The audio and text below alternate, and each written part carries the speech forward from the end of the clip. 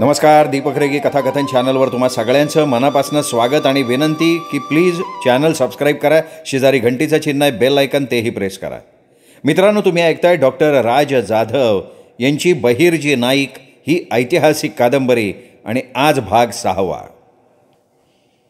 रांझे गावात जाणं, शिवाजी राजांचं पहिल्यांदा नाव ऐकणं, पुण्याच्या लाल महालात झालेला न भूतो न भविष्यती असा न्यायनिवाडा, त्याचा अंमल उघड्या डोळ्यानं बघणं.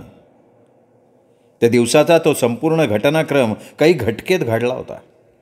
त्या काही घटिकेतच शिवाजी राज या नावानं आणि खुद्द शिवाजी राजांनी माझं संपूर्ण आयुष्यच बदलून टाकलं होतं. ते तेवढ्या घटनेनं झालं असेल यावर माझा विश्वास नव्हता. कितीतरी जन्मांची ती पुण्याई असली पाहिजे. त्यामुळेच कदाचित मला शिवाजी राजांची ओढ लागली होती. मी त्यांना न विचारता माझं संपूर्ण आयुष्य त्यांच्या चरणांवर वाहून टाकलं होतं. त्या घटनेनंतर माझ्या आयुष्याचं ध्येय ठरलं होतं आणि तो ध्येय, ते ध्यास म्हणजे शिवाजी राजे. पुणे प्रांतात मला चांगलं काम मिळालेलं असून वेतनसुद्धा भरघोस मिळणार आहे. कामावरनं वेळ मिळाला की भेटायला येईन असा निरोप मी जिवाजीकडे दिला आणि त्याला गावाला पाठवून दिलं. आईची तेवढी काळजी वाटत होती, पण जिवाजीवर माझा संपूर्ण विश्वास होता. तो काही दिवस सांभाळून घेईल अशी खात्रीसुद्धा होती. त्यासोबत रांझे पाटलाचा शिवाजी राजांनी केलेला न्यायनिवाडासुद्धा शिरप्या काका, काकी, आई आणि संपूर्ण गावाला कळणार होता. ज्या शिवाजी राजांनी बाबाजी पाटलाचा न्यायनिवाडा करून त्याला जबर शासन केलं, त्याच शिवाजी राजांच्या पदरी खंडोजीला नोकरी मिळाली आहे हे जेव्हा त्यांना समजेल तेव्हा त्या सगळ्यांना माझा अभिमान वाटेल हे सुद्धा मी जाणून होतो.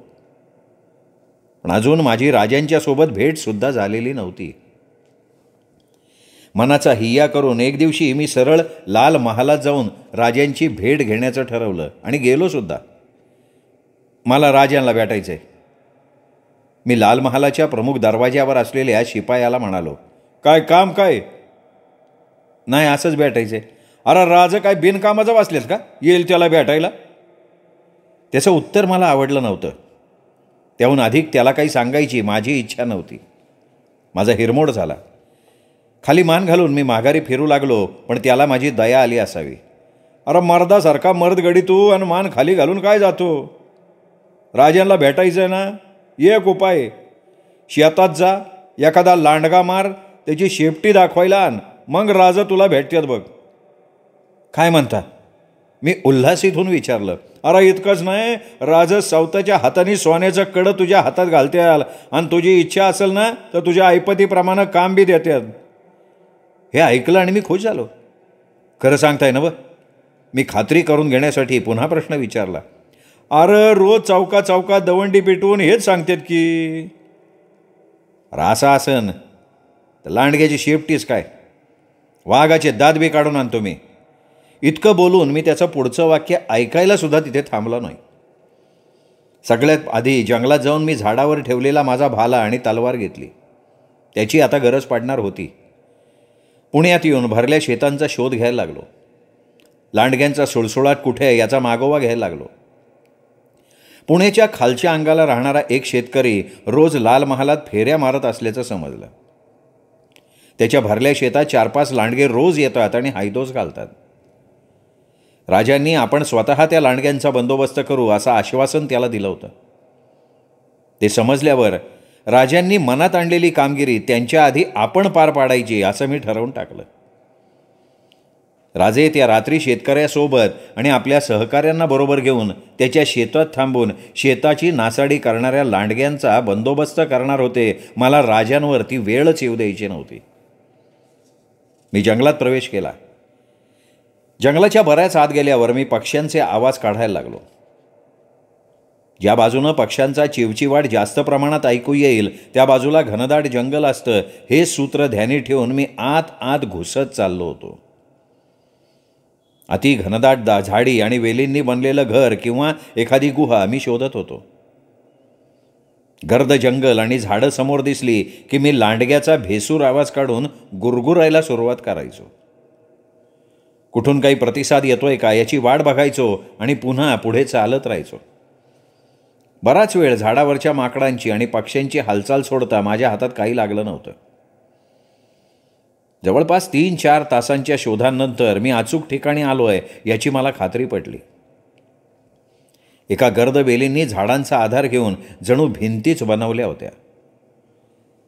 माझे चाणाक्ष डोळे आणि तीक्ष्ण कान मला सांगत होते की तू तुझ्या इप्सित स्थळी पोहोचलेला आहेस. मी लांडग्याच्या गुरगुरण्याचा आवाज काढण्यासाठी कंठ आत ओढून धरला. पोटात हवा भरून घेतली. माझ्या कंठातून आवाज बाहेर पडण्या अगोदरच मला त्या झाडांच्या आडून हलकी गुरगुर ऐकायला आली. आवाज लांडग्याचा होता हे सांगायला कोण्या ज्योतिषाची गरज नव्हती. त्या जाट धाडींच्या मागे हालचाल जाणवायला लागली. मी ती हालचाल टिपण्याचा प्रयत्न करत होतो. माझी पापणी एकाच क्षणासाठी मिटून उघडली असेल नसेल तेवढ्याच समोर मला 1-2 नाही तर चक्क 4 लांडगे दिसले. ते माझ्याकडे बघून गुरगुरत होते. त्यांचे भेसूर डोळे माझ्यावर रोखलेले होते. दुसऱ्या क्षणी तिथे येण्याचा कार्यकारण भाव असणाऱ्या राजांचा करारी आणि दैवी चेहरा माझ्या डोळ्यांसमोर दिसला. हातातला भाला आपोआप वरती गेला. भीती कुठल्या कुठे गायब झाली.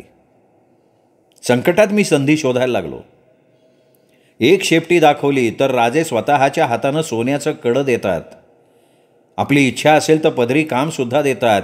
मग 6 शेपट्या दाखवल्या तर डोक्यात गणित फिरायला लागलं. छोट्या पिल्लांना सोडून 6 शेपट्या नक्कीच दाखवता येतील. सोन्याचं कडं पाहिजे कोणाला? राजांनी आपल्याजवळ कुठल्याही कामाला ठेवून घेतलं तरी चालेल, कमीत कमी भेट तर देतील. एका क्षणात मनानं शरीराची सिद्धता करून घेतली. विचार करायला देईल ती चपळ हिंस्त्र शिकारी जात कसली. मला अचानक लांडगे मोठे होताना दिसत होते. पण तो माझा भ्रम होता. ते मोठे होत नव्हते तर माझ्यावर चालून येत होते. सरावाची निष्पत्ती किती फलदायी असते. माझ्यावर हमला होतोय. नकळत माझ्या वर गेलेल्या हातातनं भाला सुटला सुद्धा. तो निशाणा साधतोय का नाही हे बघण्याची उसंत माझ्याकडे नव्हती. क्षणात भाला फेकून मी माकडाच्या चपळाईनं ज्या मोठ्या झाडाखाली उभा होतो त्या झाडावर उडी मारून चढलो आणि एका फांदीला लटकत माझ्या भाल्यानं काय करामत केली आहे ते बघायला लागलो. भाल्यानं आपलं काम केलं होतं. त्यांच्यातला सगळ्यात मोठा लांडगा पाय वर करून पडला होता. माझा भाला त्याच्या पोटात घुसून अभिमानानं सरळ उभा होता. लांडगे चावताळले. भयावह गुरगुर करायला लागले. ते मला घाबरू पाहत होते आणि मी उलट त्यांना खिजवत होतो. त्यांनी माझ्याकडे यावं म्हणून निरनिराळे आवाज काढून ओरडत होतो. भलं मोठं खोड असलेल्या त्या झाडावर चढण्याचा प्रयत्न ते सगळे करायला लागले. ते मला गाठायचा प्रयत्न करत होते. माझ्या मनासारखं होत होतं. लांडग्याच्या पोटात घुसून उभा राहिलेला माझा भाला मला हवा होता. सर्वात मोठा लांडगा जिथे मरून पडला होता त्यावरून त्याच झाडाची मोठी फांदी गेली होती. सर्वच लांडगे झाडाच्या बुंध्याजवळ आलेले बघून मी जमेल तेवढ्या गतीनं त्या फांदीला जवळ केलं. पायाच्या सहाय्यानं उलटा लटकलो आणि भाला त्या लांडग्याच्या पोटातून संपूर्ण ताकद लावून उपसायला लागलो. आतवर घुसलेला भाला मला उलटं लटकून उपसायला बळ मिळेना. वेळ जात होता.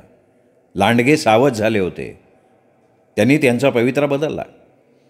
एका लांडग्यानं माझ्या उलट्या लटकलेल्या शरीरावर उडी मारली. मी संपूर्ण ताकदीनिशी भाला उपासला आणि झोल देऊन वरती चढलो. पण त्याची उडी माझ्या हातावर पडली. डावा हात ओरबडला गेला. माझा भाला माझ्या हातात होता. मी सरळ होऊन मोठ्या फांदीवर उभा राहिलो. निशाणा साधण्याचा प्रयत्न करायला लागलो. पण त्यांना कळून चुकलं होतं. ते चपळाईनं हालचाल करत होते. आता निशाणा साधणं सोपं जाणार नव्हतं. मी ज्याच्यावर निशाणा साधला तो लांडगा तर खूप हालचाल करत होता. इकडे तिकडे उड्या मारत होता. मध्येच माझ्याकडे बघून गुरगुरत होता. त्याच्या तुलनेत माझ्या मागे उभे असलेले लांडगे स्थिर होते. मी पुढची रणनीती आखली. एक हात कमरेला लटकवलेल्या तलवारीवर ठेवला.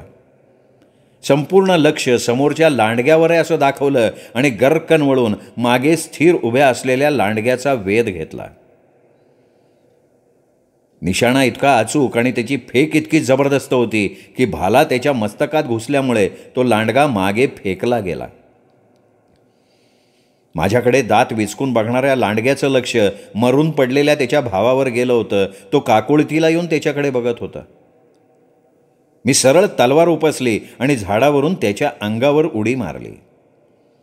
वरून येता येता मी माझ्या तलवारीनं त्याचं मुंडकं उडवलं. अद्यापपर्यंत 3 लांडगे मी लोळवलेले होते. माझा भाला माझ्यापासून बराच दूर गेला होता. हातातली लांडग्याच्या रक्तानं भिजलेली तलवार गरगर फिरवत मी पवित्रा घ्यायला लागलो. तलवारीला लागलेलं रक्त अवतीभवती उडायला लागलं. माझा अवतार बघून अद्यापपर्यंत त्यांच्या मनातसुद्धा भीतीचं वातावरण तयार झालेलं असावं. फिरत्या तलवारीसमोर हमला करायला ते धजावत नव्हते. त्यांच्या डोळ्यादेखत तिघांचा खात्मा झाला होता. त्यामुळे ते उरलेले 3 लांडगे बिथरले होते. त्यांची पिल्लं कधीच गुहेत निघून गेली होती. तलवार डावी उजवी फिरवत भाला घुसलेल्या लांडग्याला जवळ केलं. एका हातात तलवार ठेवून दुसऱ्या हातानं भाला उपसण्याचा प्रयत्न करायला लागलो, पण भाला काही केल्या निघत नव्हता. भाला लांडग्याच्या मानेत घुसून दुसऱ्या बाजूनं अर्धा बाहेर निघाला होता. एका हातानं तो निघणार नव्हताच. तलवारीची लांबी कमी असल्यामुळे निव्वळ तलवारीनं आपण 3 लांडग्यांचा सामना करू शकणार नाही हे मी समजून गेलो होतो. लांडगे दूर आहेत तोपर्यंत भाला उपसून घ्यावा म्हणून मी तलवार बाजूला करून भाला उपसायला लागलो, पण त्यातल्या एका चपळ लांडग्यानं माझ्यावर दुरूनच उडी मारली. भाला सोडून तलवार घेण्या इतका वेळ नव्हता. भाला सहजपणे निघतही नव्हता. मी सगळे प्रयत्न सोडून देऊन मी निश्चित पडलेल्या लांडग्या सकट भाला उडी मारणाऱ्या लांडग्याच्या दिशेनं उचलून धरला. उडी मारलेल्या लांडग्यानं सरळ भाल्याच्या टोकात आपलं पोट घुसवलं. त्यामुळे त्याच्याच वेगाने भाला त्याच्या पोटात खोलवर रुतला. मी हवेत एका भाल्यावर 2 लांडग्यांना तोलून धरलं होतं. त्यातला एक मेला होता, दुसरा तडफडत होता. आपले पाय हलवत होता, दात विचकत होता, निघण्यासाठी धडपड करत होता.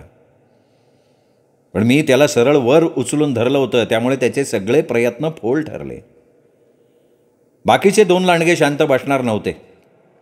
काही क्षणात एका लांडग्यानं माझ्या मांडीचा आणि एकानं खांद्याचा लचका तोडला. माझ्या सगळ्या शरीरभर वेदना पसरल्या. मला त्या वेदना असह्य झाल्या. भाल्यासहित लांडगे मी बाजूला फेकून दिले आणि तलवारीवर उडी मारून खाली पडलेली तलवार हाती घेतली. जितक्या चपळाईनं आणि वेगानं ती चालवू शकत होतो तेवढ्या वेगानं मी त्यांच्यावर तलवार चालवायला सुरुवात केली. आता मात्र सरळ हमरीतुमरी सुरू झाली. कधी त्यांचं नख तर कधी त्यांचे दात माझ्या अंगावर ओरखडत होते, तर कधी माझी तलवार त्यांना जखमी करत होती. तलवार विजेसारखी फिरत होती आणि बेभान झालेले लांडगे सूड बुद्धीनं माझे लचके तोडून मला संपवण्याचा विचार करत होते. दरम्यान 4-5 जबरदस्त वार वरमी बसल्यावर मात्र लांडग्यांनी हार मानली आणि ते गुरगुरत मरणाची याचना करायला लागले. माझ्या अंगाला 3 मोठ्या आणि बाकी छोट्या छोट्या भरपूर जखमा झाल्या होत्या. गावाच्या वस्तीत जाऊन नरसंहार करणारे 6 हिंस्त्र लांडगे अवतीभवती मरून पडले होते. त्यांची पिल्लं वेलींच्या आडोशानं ते सगळं बघत होती. त्यांना हानी पोचवणं माझ्या मनाला रुचलं नाही आणि तिथे थांबून संकट ओढवून घेण्यात अर्थही नव्हता. मला माझं साध्य साधायचं होतं. वेळ न दवडता मेलेल्या लांडग्यांच्या केसाळ शेपट्या तोडल्या आणि कमरेच्या फाटक्या शेल्यात लाकडांची मोळी बांधावी तशा बांधल्या आणि लगोलग तिथनं काढता पाय घेतला. अंगावर झालेल्या जखमा आणि लांडग्यांबरोबर लढल्यामुळे आलेला थकवा यामुळे मला धड चालताही येत नव्हतं. आपण आपला उपचार करून घेतला नाही तर राजांना भेटायच्या आधी आपला जीव निघून जाईल असं वाटायला लागलं आणि मी औषधी वनस्पतींचा शोध घ्यायला लागलो. भरपूर फिरल्यावर मला उपयोगी पडणाऱ्या औषधी मिळाल्या. काझीबुवांची शिकवण कामी आली. सगळ्या जखमांवर औषधी लावल्या. वेदना कमी करणाऱ्या औषधी खाल्ल्या, सोबतही घेतल्या. संध्याकाळ झाली होती. त्या रात्री जंगलातच आराम करायचं ठरवून मी एका मोठ्या झाडाच्या खाली जाऊन विसावलो. शरीर थकलं होतं, जखमी होतं, पण राजांची भेट मिळणार या आशेनं थकवा आणि दुखणं कुठल्या कुठे पळून गेलेलं होतं. उद्या राजांची भेट होणार या गोड विचारात झोप कधी लागली ते सुद्धा समजलं नाही. एकाच वेळी 6 जंगली लांडग्यांच्या शेपट्या घेऊन गेल्यावर लाल महालात प्रवेश मिळण्यापासून मला कोणी अडवणार नव्हतं. आदल्या रात्री राजे आपल्या सहकाऱ्यांसोबत अर्जी घेऊन आलेल्या शेतकऱ्यांच्या शेतात लांडग्यांचा बंदोबस्त करायला गेले होते आणि लांडगे शेतात आलेच नाहीत म्हणून वापस आलेले होते. त्याच लांडग्यांच्या शेपट्या मी घेऊन आलो आहे हे ऐकून तर 1 दिवस आधी मला लाल महालाच्या प्रवेशद्वारात अडवणारे ते भालदार माझ्याकडे भूत पाहिल्यासारखं बघायला लागले. असं असेल तर लांडग्याची शेपटीस काय वाघाचे दात घेऊन येतो असं बोलून मी गेलो होतो. त्यावेळी त्यांनी माझ्यावर विश्वास ठेवला नसावा, पण आज माझ्याकडे शेल्यात बांधून आणलेले पुरावे होते. एकही शब्द न बोलता त्यांनी आत वर्दी दिली. मी उत्साहानं वाट बघायला लागलो. आतून हुकूम झाला तसं मला आत पाठवण्यात आलं. कितीतरी आनंदानं सदरेच्या समोर उभं राहून राजे येतील याची मी वाट बघत होतो. राजे आणि आऊसाहेब आज आपल्याशी बोलतील, आपलं कौतुक करतील. किती आनंदाचा दिवस. मी माझे पंचप्राण एकत्र करून त्यांच्या वाटेवर रोखून धरले. थोड्याच वेळात आऊसाहेब येताना दिसल्या. मन पाखरू होऊन आनंदानं उडायला लागलं. राजांना शोधायला लागलं, पण राजे कुठेही दिसत नव्हते. मन खट्टू होऊ शकलं असतं, पण समोर साक्षात आऊसाहेब होत्या, त्यामुळे तसं घडलं नाही. मी संधी दवडणार नव्हतो. कसलीही अदब माहीत नसलेला मी आऊसाहेबांचे पाय शिवण्यासाठी धावत त्यांच्याकडे निघालो. ते बघून 2 मावळे मला आडवे उभे राहिले. येऊ द्या त्याला. आऊसाहेबांची इशारत होताच माझा रस्ता मोकळा झाला. देवीसमोर गुडघे टेकून नमस्कार करावा तसा मी आऊसाहेबांना नमस्कार केला. यशस्वी हो. काय नाव तुझं? काय काम काढलं आहेस?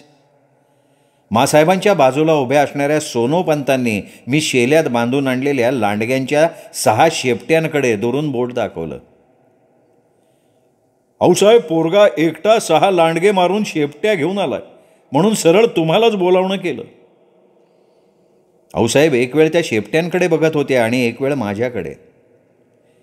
कसल्याही परिस्थितीत स्थितप्रज्ञ राहणाऱ्या आऊसाहेबांच्या चेहऱ्यावर उमटलेलं ते आश्चर्य मी कधीही विसरू शकणार नाही. वा, काय नाव तुझं? जी, म्या खंडोजी.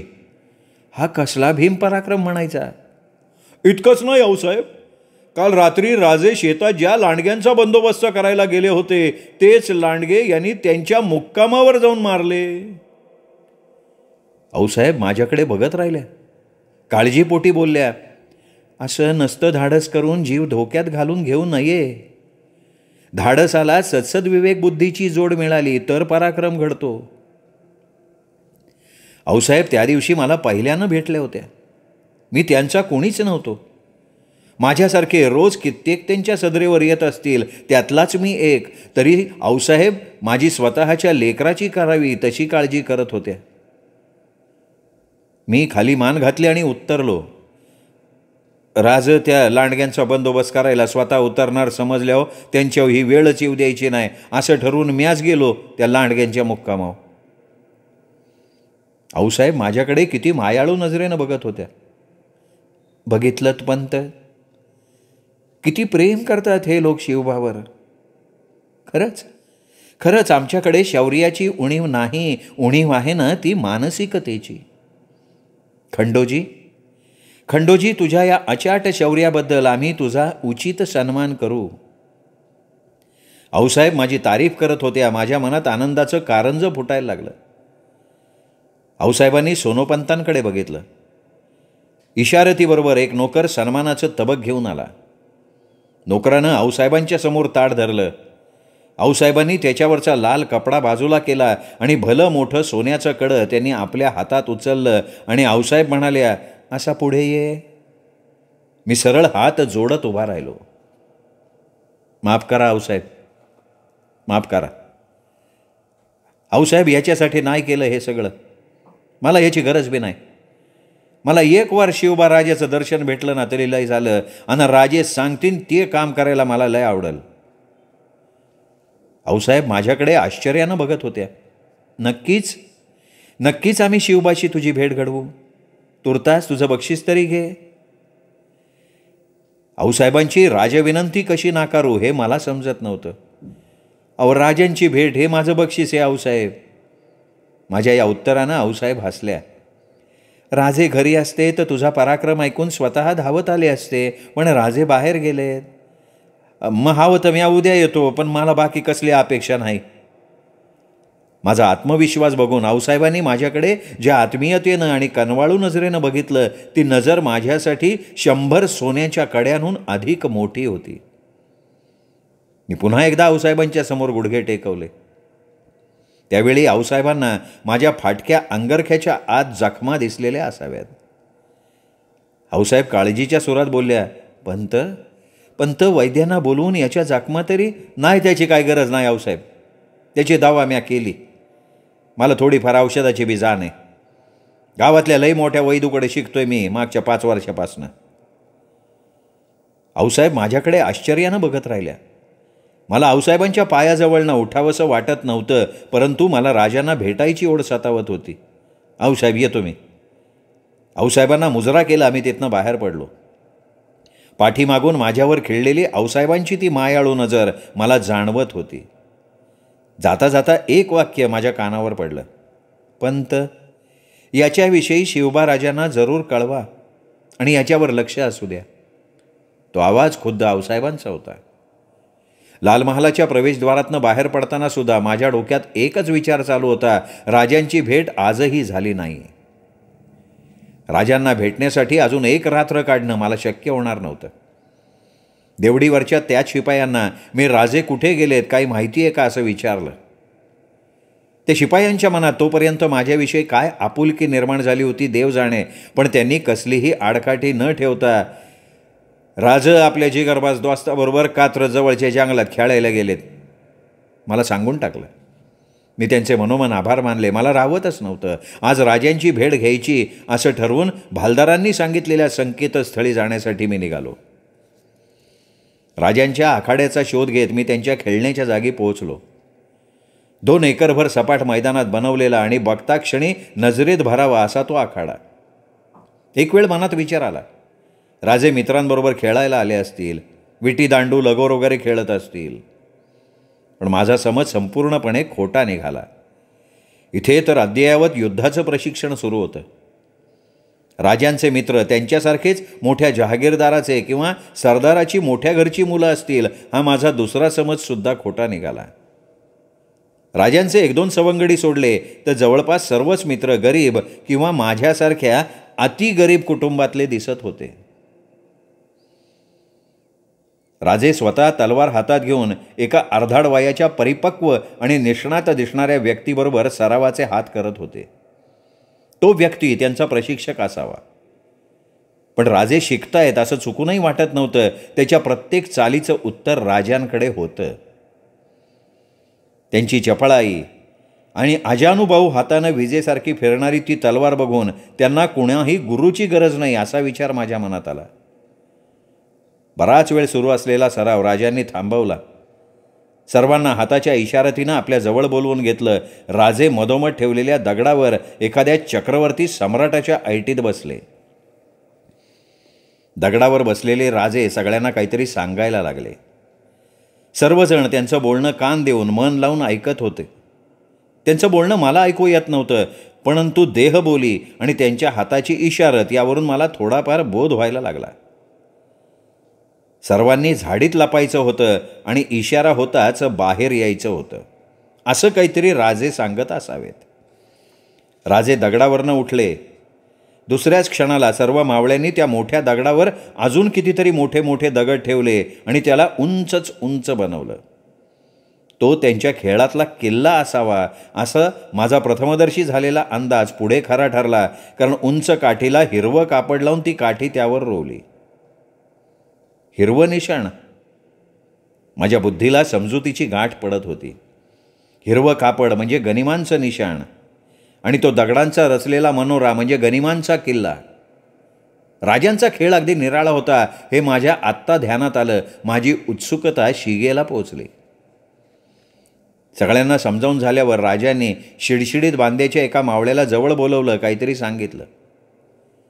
सांगताना 1-2 वेळेला त्यांनी मी ज्या झाडावर चढून बसलो होतो त्या झाडाकडे इशारा दिला. तसा तो मान डोलावून माझ्याकडे धावत यायला लागला. मी घाबरलो. आपण पकडलो गेलो का काय अशी शंका माझ्या मनात उत्पन्न झाली. आपण दिसत नाही आहे ना असं म्हणून पानांच्या आड मी लपायला लागलो. पण मला भीती वाटत होती तसं काही नव्हतं.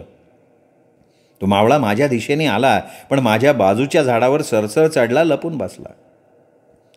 त्याच्यावर राजांनी काहीतरी जिम्मेदारी दिली होती आणि ती जिम्मेदारी काय होती याचा काही केल्या मला बोध झाला नाही.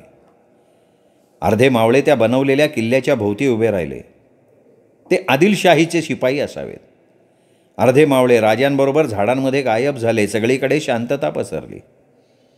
आदिलशाहीचे सैनिक बनून किल्ल्याच्या भोवती उभे राहिलेले शिपाई किल्ल्याच्या अवतीभोवती फिरायला लागले. थोड्या वेळानं शिपाई न्याहारीसाठी म्हणून खाली बसले. काही सैनिक पेंगायला सुरुवात झाली. तेवढ्यात माझ्या बाजूनं कसला तरी ओरडण्याचा आवाज झाला. मी लपून तिकडे बघितलं. माझ्या बाजूच्या झाडावर बसलेल्या त्या मावळ्यानं तो आवाज काढला होता. त्या आवाजावरनं त्याला कदाचित मोराचा आवाज काढायचा असावा असं वाटलं. तो आवाज झाडांमध्ये लपलेल्या राजांसहित सगळ्या मावळ्यांसाठी इशारत होती. इशारा मिळाल्याबरोबर राजे आपल्या मावळ्यांसोबत झाडातून हर हर महादेवचा जयघोष करत अचानक बाहेर आले आणि बेसावत सैनिकांवर त्यांनी हमला केला. खोटी का होईना पण अतिशय खरी वाटणारी ती लढाई काही वेळ चालली. बेसावत सैनिकांचा पराभव झाला. किल्ला जिंकल्याच्या आविर्भावात कोणीतरी जय भवानी मोठ्यानं घोषणा दिली आणि दुसऱ्या एका मावळ्यानं ते हिरवं निशाण उतरवून त्या जागी भगवं निशाण फडकावलं. जय भवानीच्या घोषणा मोठमोठ्यानं घुमायला लागला. माझी नजर राजांवर होती. राजे खुश नव्हते. त्या संपूर्ण नियोजनात त्यांना काहीतरी खटकलेलं असावं. ते त्यांच्या बाजूला उभ्या असलेल्या मावळ्याला जवळ बोलवून काहीतरी बोलले. तसा तो सैनिक माझ्या बाजूच्या झाडावर बसलेल्या सैनिकाला उद्देशून तिथनंच मोठ्यानं ओरडून बोलला, अरे ये भिकाजी मारदा, मोराच्या वरडण्याचा आवाज काढ की. चुकीचा आवाज काढला तर आपल्या आधी हे सैनिक जागे होणार आणि मोहीम पाण्यात जायची की. अरे मोराचा आवाज मोरासारखा वाटला तर मोहीम फते होईन ना मारदा. झाडावर बसलेला तो भिकाजी होता तर. पण भिकाजी त्यामुळे वरमला होता. त्याने उत्तर दिलं, आता हुबेहूब मोरासारखा आवाज कसा जमलता अनाजी दादा. म्या काय मोर आहे का, तरी म्या काहीतरी प्रयत्न करतो. भिकाजी उत्तरला. पुन्हा तीच रंगीत तालीम सुरू झाली. पुन्हा तसेच काही मावळे किल्ल्याच्या अवतीभोवती उभे राहिले. बाकीचे राजांबरोबर झाडीत जाऊन लपले. पुन्हा किल्ल्याची रखवाली करणारे सैनिक पेंगायला लागले. बेसावत झाले. मी भिकाजीकडे बघितलं. मोराचा आवाज काढण्यासाठी त्याने आपला गळा दाबून ठेवला होता. मी संधी साधली आणि त्याच्या कंठातनं आवाज येण्यापूर्वी मी माझ्या घशातनं मोराचा आवाज काढला. राजांना इशारत भेटली. त्यांनी मावळ्यांसोबत हर हर महादेव म्हणत कूच केलं. लढाई झाली. किल्ला फते झाला. पुन्हा एकदा मोठ्यानं जय भवानीच्या घोषणा झाला. यावेळी राजे खुश होते. थोड्या वेळापूर्वी भिकाजीला ताकीद देणारा तानाजी अत्यंत खुश होता. झाडाच्या दिशेनं बघून तो ओरडला, शाबास मर्दा. त्या आवाजाची जादू होती की काय, राजे मी लपलेल्या झाडाकडे चालत यायला लागले. मी घाबरलो. भिकाजी लपलेल्या झाडाखाली राजे आले होते. तोवर भिकाजी खाली उतरला होता. राजे भिकाजीकडे गेले. वा भिकाजी वा, काय हुबेहूब आवाज काढलास, जबर कलाकारी केलीस. राजे भिकाजीची पाठ थोपटत बोलले. भिकाजी बावरला होता, कारण आवाज त्यांनी काढलाच नव्हता. त्यांनी खाली मान घालून कबुली दिली. माफ करा राज, ह्या येळेला मी तोंडातनं आवाज काढलाच नाही. अक्षी या टायमाला खरा मोर वरडला हो. सगळे हसायला लागले. राजांनी साशंक होऊन विचारलं, असं कसं होईल भिकाजी, मोर कसा ओरडेल, तोही या मोसमात. भिकाजी गळ्याला हात लावत म्हणाला, खरंच राज, गळ्याची आण. राजांच्या चेहऱ्यावरचे संशयाचे भाव मी दुरून सुद्धा वाचू शकत होतो. राजे संशयित नजरेनं इकडं तिकडं बघायला लागले. त्यांनी खड्या आवाजात जणू काही आदेशच दिला, ज्यांनी कोणी ही जुर्रत केली असेल त्यांनी समोर या. राजांचा तो खडा जरबी आवाज ऐकून सगळं शांत झालं. काहीतरी प्रकार घडलाय म्हणून 3-4 मावळ्यांनी तर आपल्या म्यानबंद तलवारी उपसल्या, हातात घेतल्या. माझी गाळण उडाली. झाडावरनं अगदी उंचावरनं उडी मारत मी राजांच्या समोर उभा राहिलो. अजून काही तलवारींनी म्यान सोडलं. राजांना मुजरा करायचा होता हेही मी विसरलो. राहून राहून आपण लपायला नको होतं असं वाटायला लागलं. आपल्याला राजांना भेटायचं होतं, त्यासाठी आपण आपला जीव धोक्यात घातला. मानाचं सोन्याचं कडं घेत उद्या भेटता आलं असतं, सुखासुखी भेट झाली असती, मानमरातप झाला असता. ते सगळं सोडून हे निराळंच आलं राशीला. गुन्हेगार म्हणून राजांसमोर उभं राहावं लागलं. मोराचा आवाज तू काढलास. राजे ओरडतील असं मला वाटलं होतं, पण राजांनी अगदी सौम्य शब्दात मला विचारलं. त्यामुळे मी थोडासा सुखावलो, होकारार्थी मान हलवली. घाबरतोयस कशाला? किती हुबेहूब आवाज काढलास. बक्षीस देण्यासारखं काम केलंस. आम्ही तुला शिक्षा देऊ असं वाटलं का? राजांचा अतिशय प्रेमळ सूर आणि स्वभाव बघून माझी भीती कुठल्या कुठे पळाली. मी धाडस करून त्यांच्या मोजडीवरची नजर हळूहळू वरती घेत होतो. राजे मला न्याहाळत होते. तुझं नाव काय? कुठून आलास? आम्ही तुला यापूर्वी कधी पाहिलं नाही. मी राजांना उत्तर देणार होतो, तेवढ्यात मागणं आवाज आला, हा इकडे काय करतोय?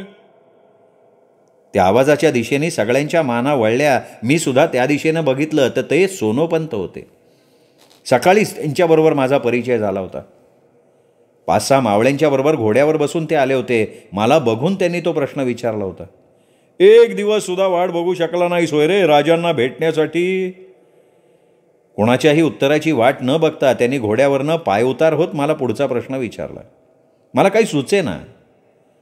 पंत काका, तुम्ही ओळखता याला? राजांनी सोनोपंतांना सवाल केला. आज सकाळचीच एका भेटीची ओळख. लांडग्यांच्या शेपट्या घेऊन आला होता. तू लांडगा मारलास एकट्यानं? अहो 1-2 नाही राजे, 6 लांडगे मारून त्यांच्या शेपट्या घेऊन आला होता हा लाल महालात. अंगावर किती जखमा आहेत त्याच्या बघा एकदा. आऊसाहेबांनी वैद्याला बोलवायला सांगितलं तर जखमांवर स्वतः उपचार केलेत असं सांगितलं याने. बक्षीस सुद्धा घेतलं नाही. राजांची भेट हे माझं बक्षीस असं यांनी थेट आऊसाहेबांना सांगितलं. सोनोपंत काही थांबत नव्हते. त्यांनी सगळं काही सांगून टाकलं. राजांचे कान सोनोपंत काकांना ऐकत होते आणि डोळे मला न्याहाळत होते. त्यांनी चक्क माझ्या अंगावरचा अंगरखा बाजूला करून माझ्या जखमा एकदा न्याहाळल्या सुद्धा. त्यांची कनवाळू नजर माझ्या जखमा दुरुस्त करत होती. जे काम झाडपाल्यांना साधलं नसतं ते काम ती दैवी नजर करत होती. वा वा, तुझं काय म्हणून कौतुक करावं? थोड्या वेळापूर्वी सरळ मोर साद घालील इतका हुबेहूब मोराचा आवाज काढलास. त्या कलेचं कौतुक करावं की जिथे आम्ही एक लांडगा मारायला सोबती घेऊन बाहेर पडतो, तिथे तू एकटा 6 जंगली लांडग्यांच्या शेपट्या घेऊन येतोस. त्या अविश्वसनीय पराक्रमाचं कौतुक करायचं. स्वतःला झालेल्या जखमांचा इलाजसुद्धा स्वतः केलास म्हणून तुझ्या हरहुन्नरीपणाचं कौतुक करावं की आऊसाहेबांच्या हातून मिळत असलेल्या सोन्याच्या कड्याला नाही म्हणणाऱ्या तुझ्या विरक्त बाणेदारपणाचं कौतुक करावं. या सह्याद्रीच्या दऱ्याखोऱ्यात आणि इथल्या मावळ मातीत आम्ही तुझ्यासारखे सवंगडी शोधतोत. आमच्या मनानं जे संकल्प योजलेत ते तुझ्यासारख्या साथीदाराशिवाय सिद्धीला जाणे नाही. आता आम्ही तुला तुझं नाव विचारणार नाही, कुठून आलास, काय करतोस, काहीही विचारणार नाही. ह्या घडीला आमचा तुला एकच प्रश्न आहे. देशील का आमची साथ? राहशील का आमचा मित्र म्हणून? क्षणात विचारांची पाखरं उडून गेली. त्यांच्या त्या प्रश्नांनंतर पुढच्या क्षणी मी गुडघ्यावर होतो आणि माझं मस्तक राजांच्या मोजडीवर टेकलेलं होतं. राजांनी मला साथ देशील का म्हणून विचारलं होतं आणि मी तर कधीच राजांच्या पायावर माझं सर्वस्व ओवाळून टाकलं होतं. राजे मागे सरकले. त्यांनी मला दोन्ही हाताला धरून अलगद उठवलं. आम्ही तुला आमचा मित्र, सखा, सवंगडी होशील का असं विचारलंय, सेवक होशील का हे विचारलेलं नाही. असं म्हणत राजांनी मला सरळ मिठी मारली. हा खंडोजी त्या दिवशी धन्य झाला होता. त्याचे अनंत जन्म उद्धरले होते. लाखो जन्म खर्ची करून सुद्धा त्या एका क्षणाची बरोबरी कधीही झाली नसती.